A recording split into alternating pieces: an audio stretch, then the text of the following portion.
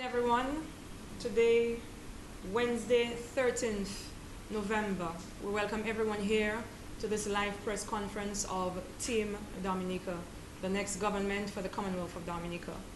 As we continue to roll out Team Dominica's campaign going towards December 8th, we had a very successful week of activities and a weekend of activities.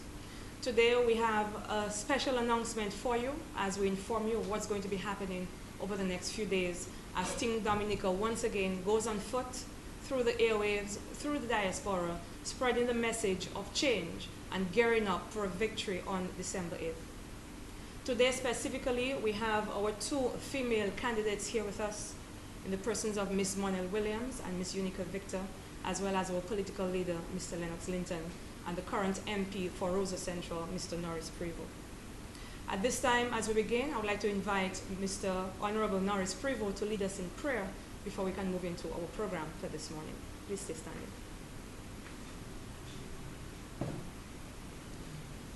The Lord will permit me to sit.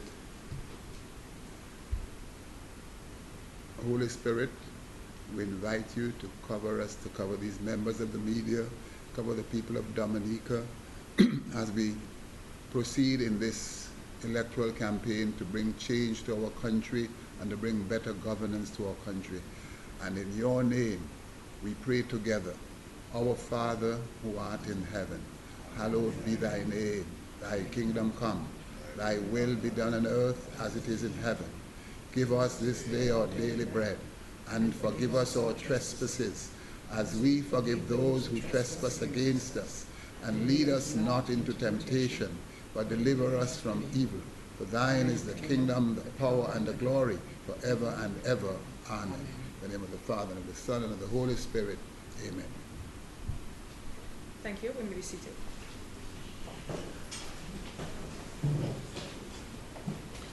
I'd like to say a special welcome to all members of the media. We are live on Q95 FM.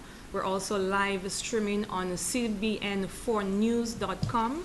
You can see us live right here. We're going to thank DG Play, formerly known as SAT, for being here this morning, GIS, Kyrie FM, DBS Radio, Marpin, the Sun newspaper, the Chronicle newspaper, and all other media this morning. We thank you for your continued support as we roll out our campaign and as we get ready to assume the seat of the next government of the Commonwealth of Dominica. At this point, I would like to invite the political leader of the United Workers' Party, Team Dominica, Mr. Lennox Linton, to address you.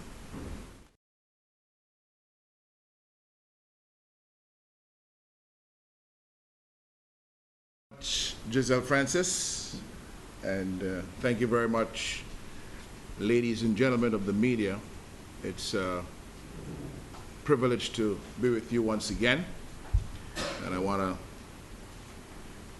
recognize my colleagues who join us for this morning's conference, Mrs. Unica Anthony Victor, the candidate for the Paybush constituency, and Ms. Monel Williams, the candidate for the St. Joseph constituency.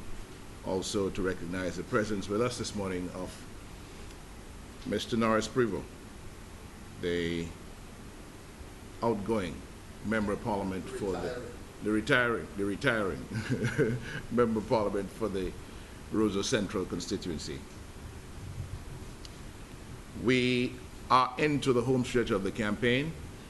We have completed weekend number 1, and it was an extremely successful weekend for us as we engaged with the people of Dominica in our own inimitable style. We were at the Harlem Plaza on Saturday evening with the Artists for Change concert, which went extremely well in terms of the participation by a number of artists across Dominica who've come forward with wonderful message songs in our movement for change into this election of 2014, and the participation of the public generally. That was a night, of course, in which there was a major free event on the Bayfront with international reggae superstar Barris Hammond.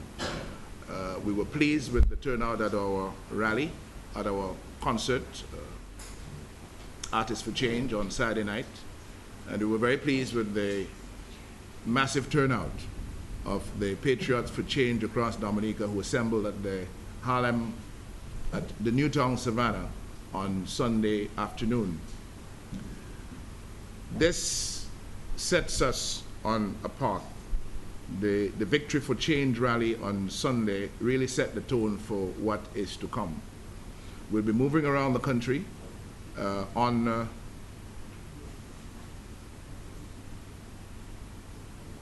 tonight. We're going into the constituency of Grand Fort, the village of Grand Fort specifically, for a Victory for Change rally.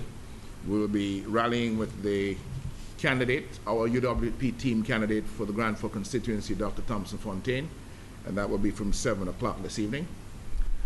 Tomorrow evening, we're headed into the Cottage constituency. We're going to have a Victory for Change rally in Lago, part of the Cottage constituency. And there we will be teaming up with the United Workers' Party Team Dominica candidate for the Cottage constituency, Mr. Stuart Burton.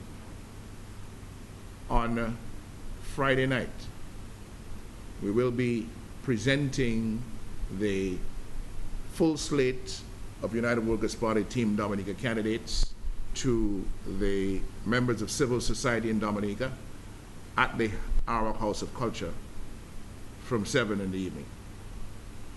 And then on Saturday, we are hosting a grand march for democracy, for free and fair elections in Dominica.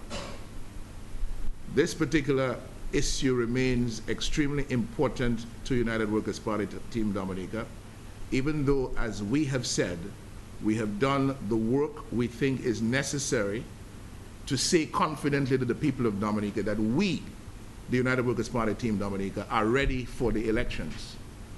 As we have said that in recent months, we have also asked whether the Electoral Commission is ready for free and fair elections.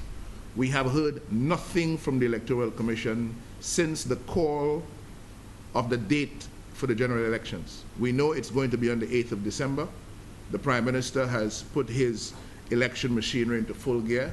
We see all the signs of it, but we hear nothing from the Electoral Commission as to what is happening with the accurate list of voters that we've been asking for.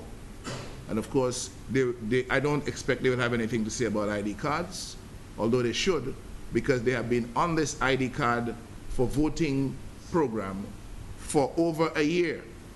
And there are over 100,000 blank ID cards sitting in the inventory of the Electoral Commission, and we have not had one printed in over a year since they started this ID card for voting situation.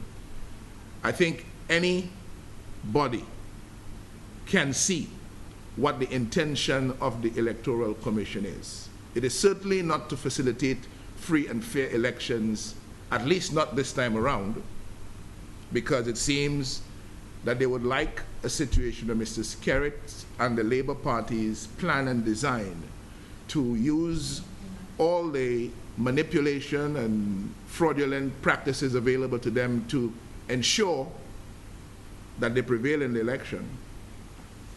That is what the Electoral Commission seems to be supporting, and we'd like to hear from them in that regard, because we're concerned about the bribery of voters, the open bribery of people to come to vote in the election.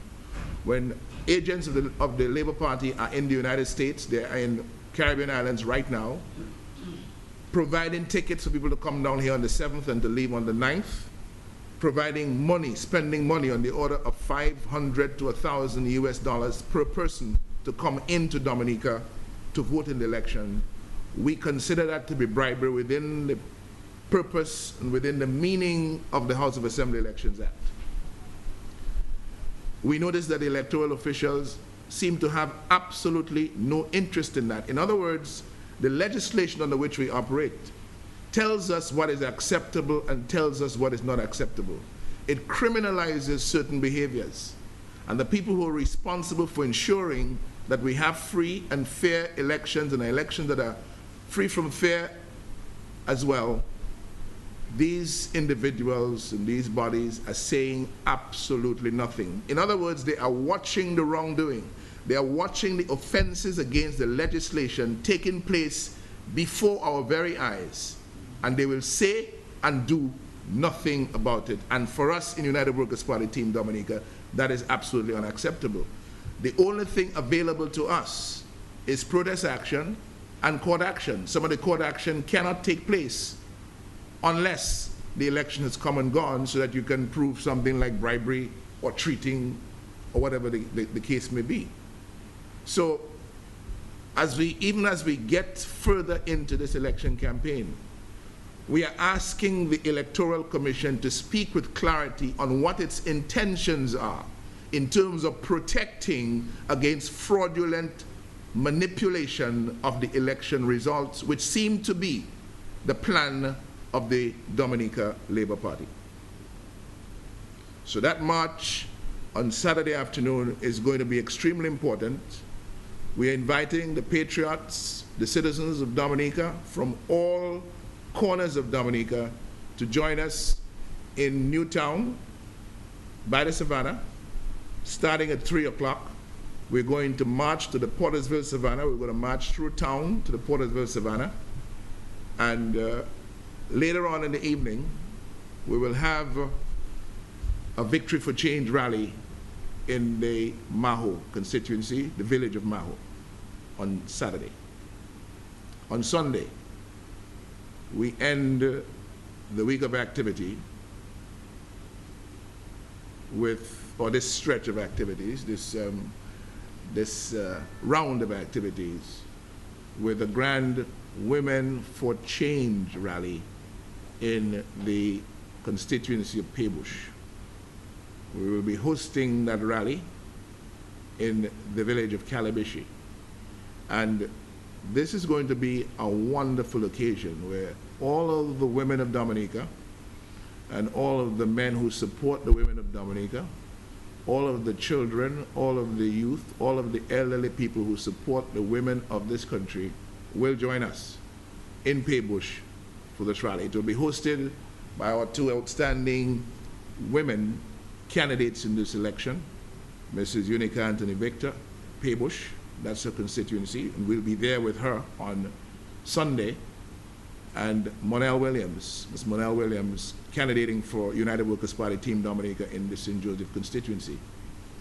The keynote at that Women for Change rally will be delivered by the Honorable Joanne Messiah, an attorney at law and a member of Parliament in Antigua and Barbuda.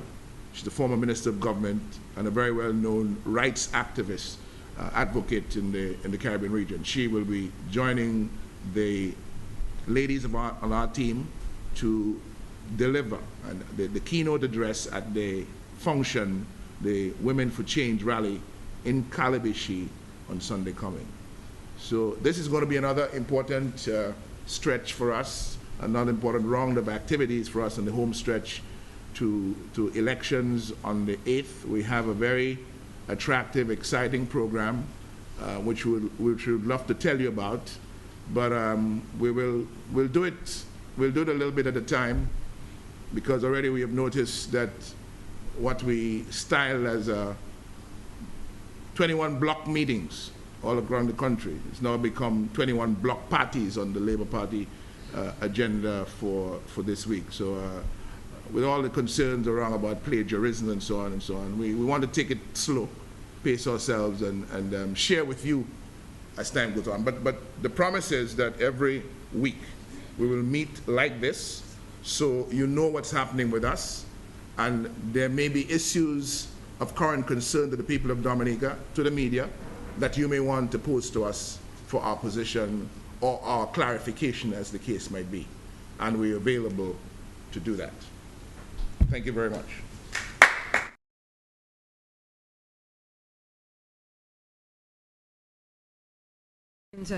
We will reserve all questions for the end of the press conference after our two female candidates have spoken.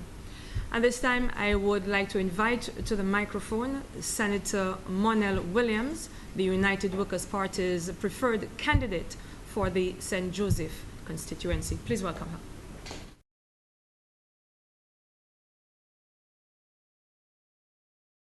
Much, Giselle Francis. Let me say a special good morning to the press. Thank you for being here. Good morning to the listeners via radio, via television, via the internet. Wherever you are, Dominicans, patriots, advocates for change, good morning to you. We have this wonderful event coming up on Sunday. The political leader has spoken about it, mentioned our keynote speaker, Ms. Joanne Messiah, whom I had the privilege of meeting recently at Fort Young Hotel when she hosted a women's symposium there. And I look forward to hearing from her. I invite the women of this country to come out. No matter what your political affiliation, we invite you. Come and listen to the issues. Come and hear what it is that we have to say. It doesn't have to be the UWP supporters only. We want the labor rights to hear. You have to have a balanced view when you have to make decisions as important as electing your government. You need to hear all sides. You need to know what every person is saying and who has your best interests at heart. So we invite you, the women of this country, to come out, listen to myself, Ms. Dominica Anthony Victor. There will be other dynamic women from this country. We know that the women of this country can do so much better. The opportunities may not be as forthcoming as we would like them to be under the Dominica Labour Party. Well, the outgoing Dominica Labour Party, the House is dissolved, so we don't have a government. But we promise and we commit on the Team Dominica United Workers Party that there will be more opportunities for women to become leaders in this land. I see a lot of women in the press these days. I expect to see some Oprah Winfrey's coming up over the next 5 years. We want to hear your voices on the issues that affect women of this country. I sat for the last 5 years and heard very little about the issues that affect our women. We had women in Parliament over the last 5 years who said very little about gender equity and gender equality. I'm sure that many of the laws that were passed, you heard absolutely nothing in regards to the position that women would hold on those laws. This too will change. Women will have a voice in Parliament on the Team Dominica United Workers Party in the persons of myself and Ms. Dominica Anthony Victor. We will speak out on your issues. We know that they're there, they're very present. Women are one of the persons who are most vulnerable to all sorts of stuff. We are the ones who get the frack for many, many things. And very often in small Caribbean countries like Dominica and other Eastern Caribbean countries, we don't hear anybody speaking out on our behalf. Well, I have a voice, a very big one at that. A lot of people know me for my voice. When I open my mouth, they say, this is Mona Williams. Yes, it is me. And I will not keep silent on the issues that affect our women. Come on Sunday. You will hear more about the policy positions that we will take as a government to ensure that women can take their places as leaders in this country. I thank you. See you there. God bless you.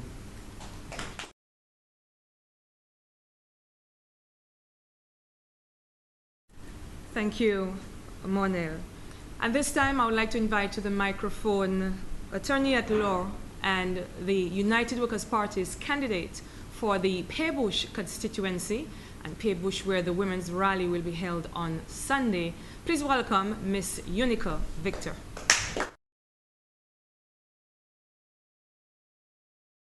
Thank you, Giselle. Good morning to all. And let me say a pleasant good morning to the people of my constituency, which comprise Kalibishi, Ansdime, Ansolder, Benz, and Peebush. Come Sunday, what we will do is that we will have a conversation with women. Having said that, it doesn't mean that men should stay away, because the conversation about women includes men. We are a partnership and we need to support each other. On Sunday, we will highlight the problems that have affected and plugged our women. We will also provide a solution. We will also provide suggestion and start the conversation rolling. We know of the different abuses that have affected our women. We also know that the challenges that women have. For example, women who are currently living together with a partner but are unmarried, women who are trying to get maintenance for their kids, women who are struggling to make ends meet, the single mothers, the nurses who do not have insurance, the nurses who want to go away to study and are unable to do so, the nurses who are struggling to pay medical bills, even if they are the primary persons who stand up for us when we are ill, when we are helpless. We really have to address these concerns. So come Sunday, come out to Kalibishi. We are waiting for you with open arms. We are excited to be receiving this rally. We are working hard to make sure that everything moves smoothly. So we invite you to Kalibishi. Come with your husband, come with your boyfriend, come with your friends, come with your family, and let's start the conversation. We know a lot of time it's a sensitive topic. People do not want to say certain words. People jump up and start to scream if you say rape. But it's a conversation that we need to have. So I thank Team Dominica for allowing the Paybush constituency to host this rally. I thank the men in Team Dominica who are sitting by patiently and letting Monel and I take this lead. We know right now it's a sensitive time. A lot of people are eager, but we have to deal with the issues. We know that there are a lot of other pressing issues out there, but if we do not have a strong, solid woman and a strong, hardworking man, then our society as a whole cannot continue to function. We cannot continue to grow. So this is why we are taking time off, and this Sunday we will address the concern of women. Thank you for coming. Thank you.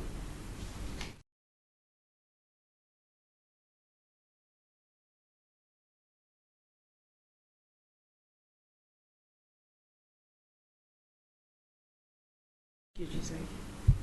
In terms of your plans for the Paybush community, what sort of plans are outlined? Okay, we have had meetings and we've been highlighting our plans. And we've looked at, especially in Paybush and Kalibishi, village expansion projects. If I may use Paybush as an example, 15 years ago, the United Workers' Party purchased about 84 acres of land. And they had to leave office. Nothing has happened after there. Nothing has happened. So the property is still there with the road. One of my first projects in the Paybush constituency would be to open up that area so there would be access for housing and agriculture. We also, as the United Workers' Party themselves had highlighted their interest in agriculture. Paybush, Ansdime, Ansola, Kalibishi, all of us do agriculture. This is one of our main sources of income on the north. And we are excited that United Workers' Party is getting back into government to reconstruct the agricultural industry. We have stated that we will we will refinance the agricultural sector. We will bring in experts to ensure that agriculture is developed. Okay. Let's be frank, the constituency is a challenge, but we have to remember, when the people of Paybush voted for Rosie Douglas and the Labour Party, they did not vote for material things. They voted for the Labour Party because they believed the message that Rosie Douglas was spreading. They believed that there would be further development within our constituency. That's why they voted for the Labour Party. This development never came.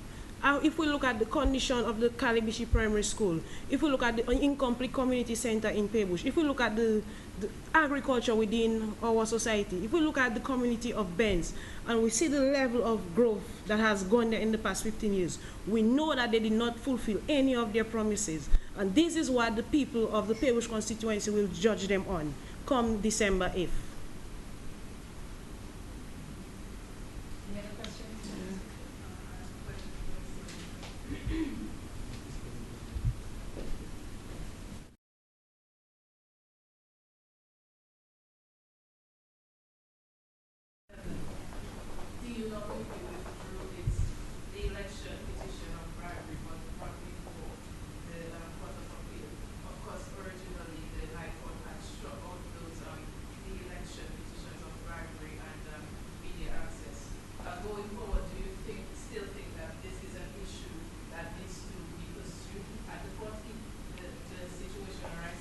Well, the law is the law.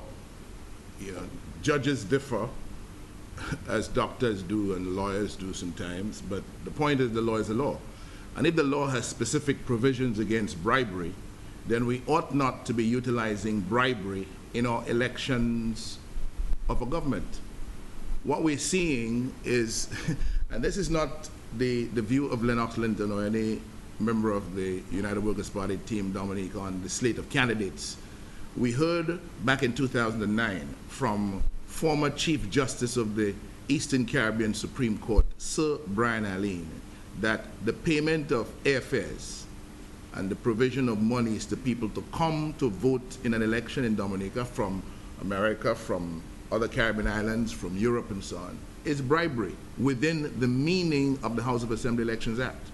And so we cannot, knowing that, just sit back and watch this happen, watch a party prepare elaborate arrangements, expensive, multi-million-dollar arrangements for flying people into Dominica to influence the result. A lot of these people, our brothers and sisters living overseas, do not qualify to vote in Dominica because they've been living out of the jurisdiction for more than 5 years. And therefore, the requirement in law is that they be re-registered. And in re-registration, there is a residency requirement now for minimum period of time in the area where you're seeking to re-register. That's the law. So when you think about it, and you think what happened in 2009, where we knew what was going on, but in the opinion of the judge, he did not see enough before him to proceed with the case, and so he brushed it aside as a fishing expedition. The fact of the matter is that thousands of people were brought into Dominica from elsewhere to vote illegally and irregularly in the election of 2009. Now, the court may choose all its technicalities. It wants to shy away from dealing with that matter. The truth, reality, and fact is that it happened. And so, going forward, we still have the responsibility to put these matters before the attention of those who are empowered under our Constitution and who have the authority in our constitutional rule of law to deal with these matters. So you may well find that we take a decision to go to court after the election. I do not know what is going to happen. But as we stand right now, we are concerned about the clear evidence of illegal activity vis-a-vis bribery that is surfacing now to color and to taint the results of the election in Dominica. Just a follow-up on that. Yes.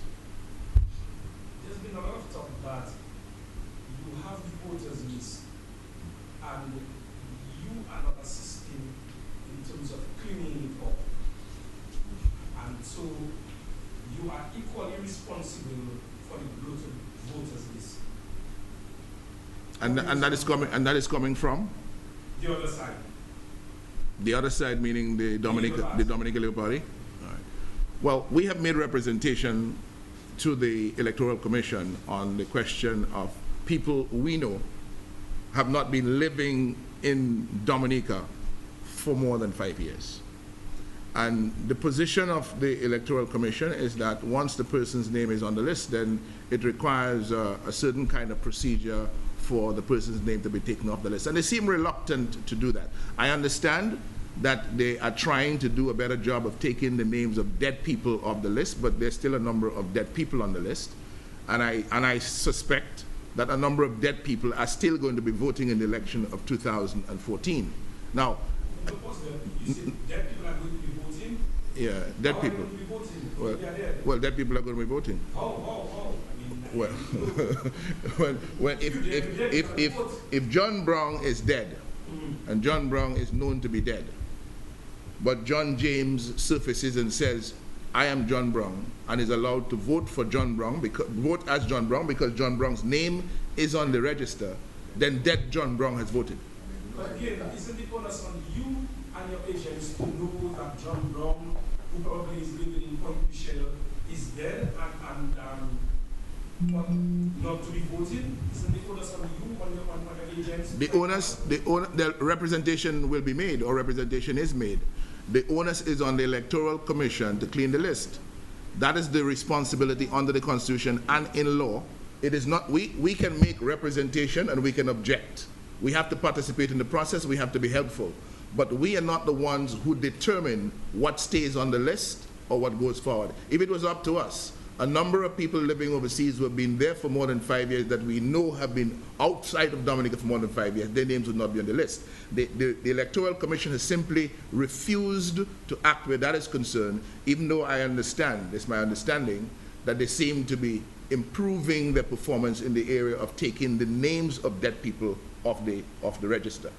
But the concern is twofold. It is with dead people, and it is with people who have become ineligible to vote because they've been living outside of Dominica for more than 5 years. But I asked that question again, Mr. Linton. You have agents spread around different parts of the country. When the voting comes up, your agent will have a list, and your agent will look at the list and will know whenever, say, Caribbean Baptist comes to vote, your agent will look to see, will know for a fact that Caribbean Baptist is alive for them. But you have, you have had a number of, yeah, but of course, you have a number of examples where those challenges have been made. Notwithstanding that, the presiding officer will indicate, well, okay, take the oath and vote, and leave it later for some challenge after the election. That's the process.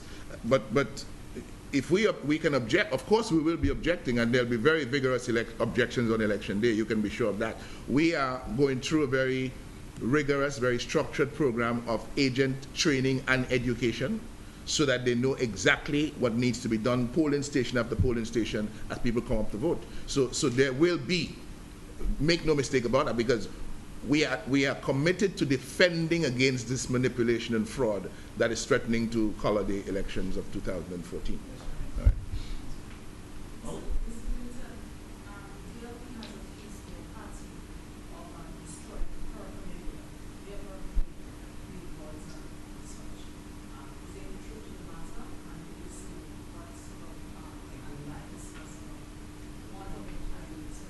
I do not know.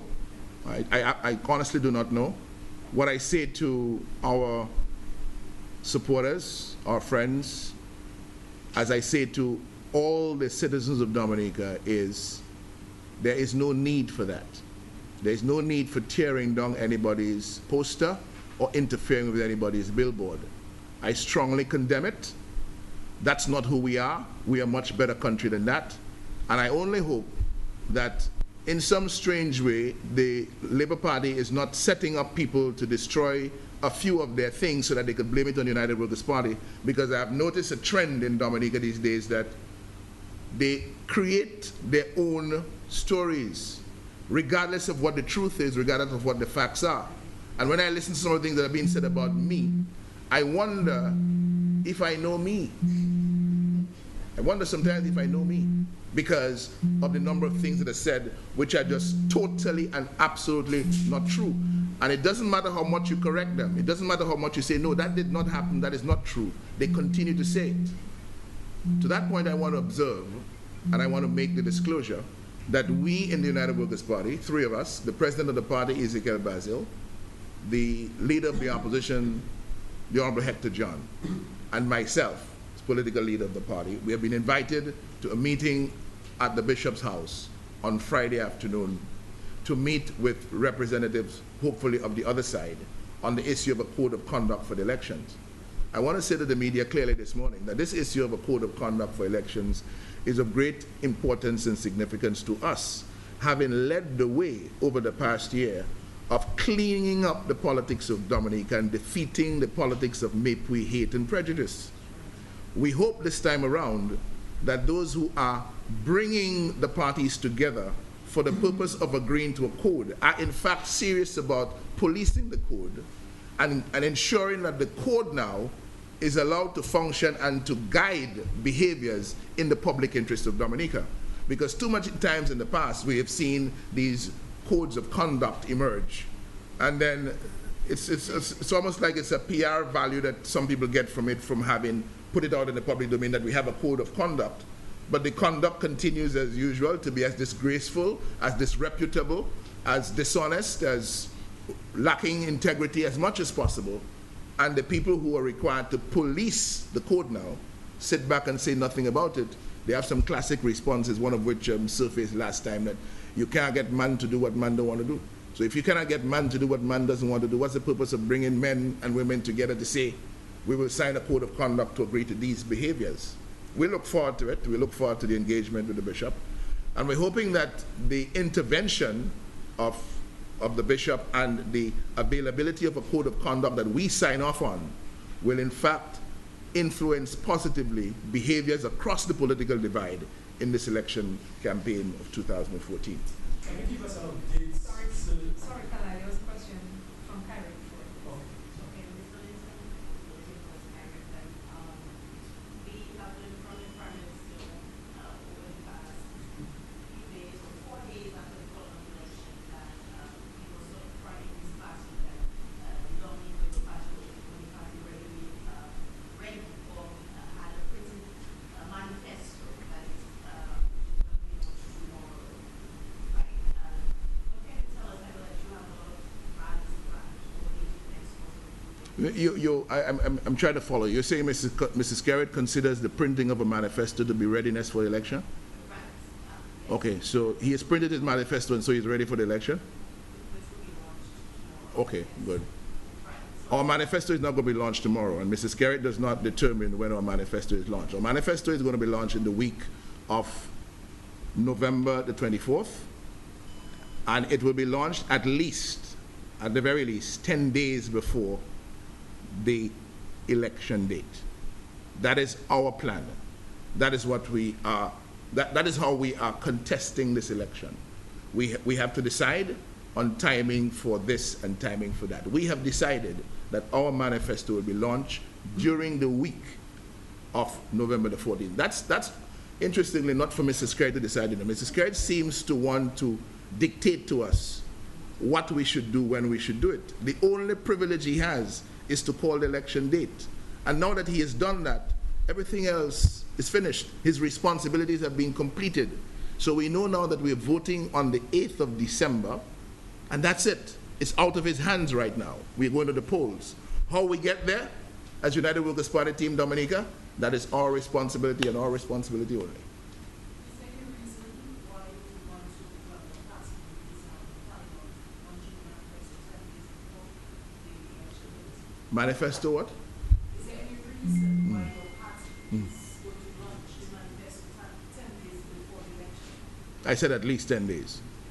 I said, is there a reason why? It's just choices. It's just we have a strategy committee that determines what we do and when we do it. Also determines how we do it as well. And in the deliberate judgment and thinking of our strategy team, the best time for the launch of our manifesto is during the week of the 24th of November. Mr. Linton, there's a lot of talk with Mr. Ambrose George against CPC. Documents being signed, they are out there, gaming situation. What can you tell us? What is the party's position re this latest development with Mr. Ambrose George and this latest fiasco that is once again involved in? Our party's position is that Ambrose George should have been out of the political life of Dominica years ago, since he left Dominica in the company of Julian Giro, going to look for a bank in America that up to this very day does not exist. Ambrose George should have been out of the political life of Dominica since that time. But, you know, we're patient, and we're at the stage right now where Mr. George will be relieved of it seems to me to be a burden that he's been carrying, trying to represent the people of the Rosa South constituency with honesty and with integrity. But that said, what we're looking at, Carlisle John Baptist, based on what has been revealed in the media in recent days, is classic testimony of why this political party should no longer be allowed to run the affairs of government. over the authority of the Prime Minister's office, some company from the outside comes in to operate a gaming facility. And that gaming facility is being operated since last year. Months go by, years, a year passes, and all of a sudden now, the Finance Ministry is saying to the Prime Minister's office, you erred in issuing this license or this authority because the authority is vested in some statutory corporation. Hello? Left hand, one thing, right hand, something else. A whole mélange, the stuff that vagabondry and corruption is made of. I mean, come on, let's face it. And now we're hearing Ambrose George was acting Prime Minister. No. Let's move away from that. The license or the agreement to grant concessions or whatever it is was given under the authority of the Prime Minister's office, regardless of who signed it. And Mrs. Skerritt, as the Prime Minister, is probably leading the spin on that to keep Ambrose George in the soup while he stays out. What was he doing since May of 2013? Was he the Prime Minister? Was he on leave? Did he know or did he not know? Big Bang has been operating here in Dominica. And I'm also hearing in the media that certain ministers were doing well for themselves with Big Bang and then the privilege disappeared. So, you know, again, the evidence is surfacing of disreputable conduct in the public affairs, in the leadership of the public affairs of the Commonwealth of Dominica. That is why we stand in United Workers' Party Team Dominica, to ensure that we have a better day, to ensure that we have the best place to live, the best place to work, and the best place to enjoy life, which means the highest possible standards of governance, not the lying, the cheating, and stealing that has characterized the way our affairs have been run for the last 15 years. And this is just one example. I'm sure the election campaign season will relieve a lot more. Follow us tonight in Grand Four. We may have a few developments there. Breaking news. You want news? We'll news. We'll give you news. Breaking news. Breaking news. Thank you. Thank you very much. As we get ready to wrap up, do we have any final questions? Final question from Karen. Coming out of Sunday's gospel event, constant, I feel your leadership skills came into question a number of times with like various candidates speaking at the podium, and that the DLP's going to the general elections or the campaign theme is under the theme of leadership. Do you have anything to say about that since the DLP were in the campaign, the DLP campaign manager, Dr. Vince Henderson, that your leadership skills were actually secure or guaranteed for the DLP campaign? Well, he should be happy about that. And he should be praying to God that my leadership skills don't improve anymore. Because if they do between now and then that's the real challenge to him winning the election.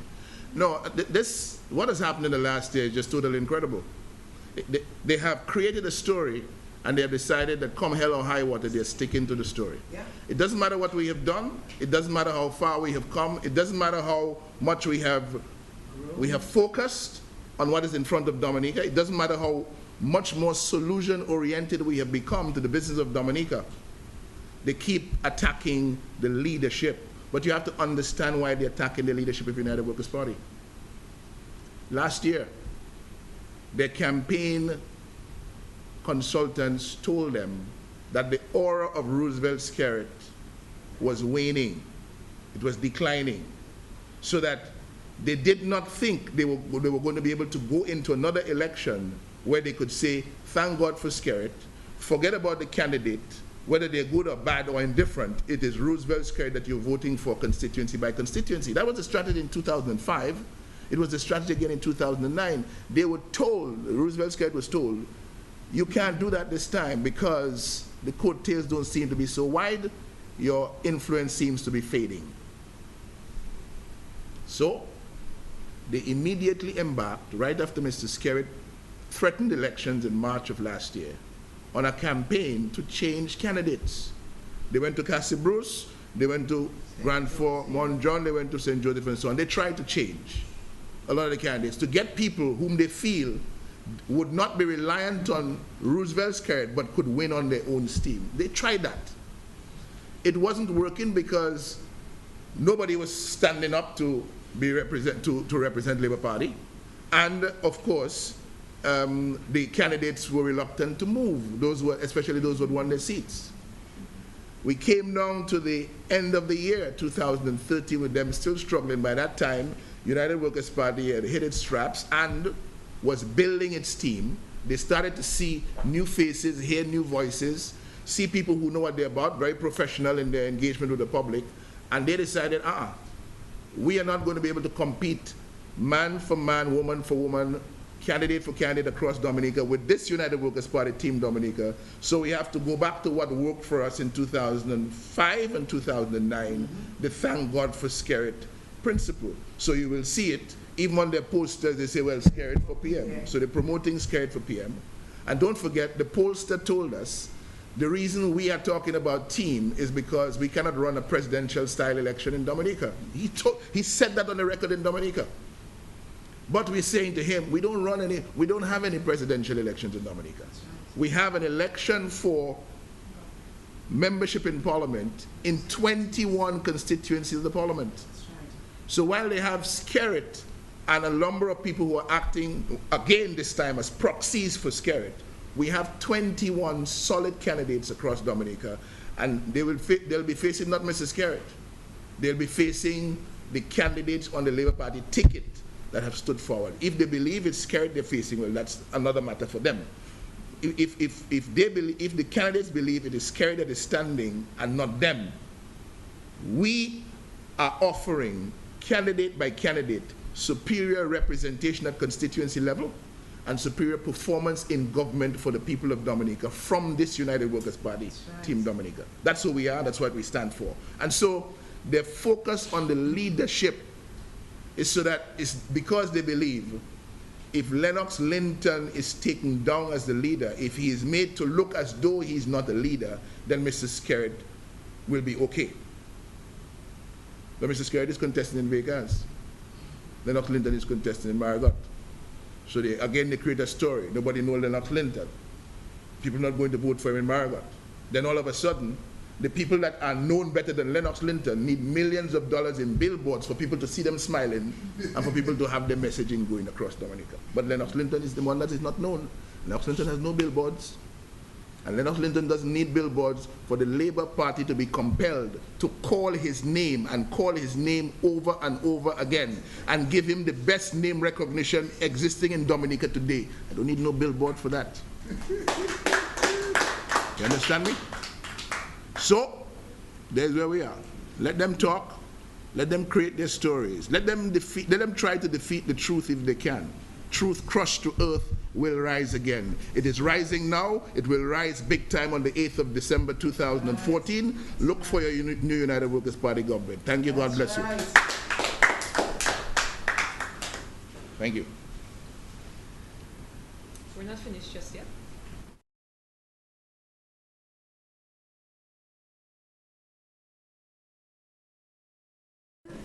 At this time, we welcome the Honorable Norris Prevost, the Member of Parliament and representative for Roseau Central, to address you just as we close. Please welcome Mr.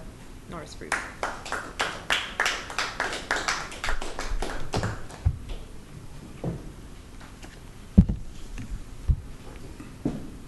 Thank you very much, members of the press. I am here and I have with me my book on the life of Edward Oliver LeBlanc.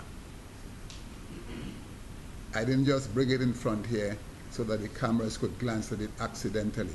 I'm presenting it to the press because Edward Oliver LeBlanc is the person who influenced my Norris Prevost style of politics. I knew Mr. LeBlanc very, very well, from a kid all the way up to graduating from university and following his politics. Mr. LeBlanc was a very honest politician, an honest man. He was a truthful man. He was a man you could trust. And I can tell you, this is one of the reasons why I like and I admire and I honor Mr. Lennox Linton. Mr. Lennox Linton, leader of United Workers' Party, is a leader in the footpath of Honorable Edward Oliver Libler. And he's not hiding it. This is why a couple of weeks ago, he called all his candidates to this very room here and presented each of them with a copy of the Edward Oliver Libler Lifestyle of Governance. For me, he didn't need to do that because I already had my copy. And you can see how used my copy has been over the years. It has been a Bible for me, a guiding book. Yeah, it has been used. Look at all the prints and, you know, that's the pages and how I've used it. Lennox Linton is a truthful leader. Lennox Linton is an honest leader. Lennox Linton is a leader that Dominicans can trust. Unfortunately, we cannot say the same of the leader of the Labour Party. I will go further to say that it is a shame that the Dominica Labour Party, after 60 years as a political party and having spent more than half of that in government, does not even have an office of its own. The Labour Party, after 60 years as a party and more than 32 years in government, does not even have an office of its own. The Dominica Trade Union in Dominica has an office. In Roseau, it owns its office. The Waterfront and Allied Workers Trade Union owns its office in Roseau. Because these organizations are organizations that are committed to industrious development of their organization and their members. How does the Labour Party explain that they don't even have an office and they come into an election spending more than $30 million? I submit that most of the money that the Labour Party is spending for the big billboards and giving away and bomber saying is money stolen from the people of Dominica and the government of Dominica. Because any public servant, especially minister who is holding an office in the parliament, who is presented with any substantial gift, a gift more than $1,000, is required to report this to the Integrity Commission. I'm asking the members of the Labour Party, the members of the Skerrit government, have you reported the millions of dollars you are spending now to the Integrity Commission? And I'm asking the people of Dominica to ask these ministers, where have they gotten the millions of dollars? If you say that the money was given directly to you and it wasn't given to the government, ministers know that when they work in office and they're on business for the government 24/7, monies given to them are monies for the state.